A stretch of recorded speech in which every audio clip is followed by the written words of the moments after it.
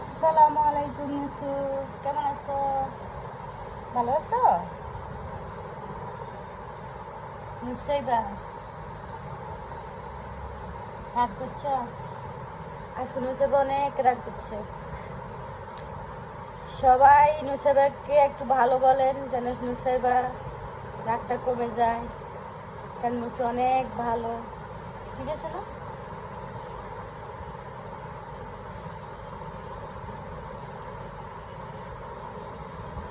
বলো, বলবে না তুমি কথা? কেন কেন বলবে না? পাপা কালকে আসবে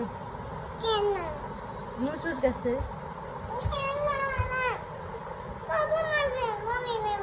জানো না চলে আসবে।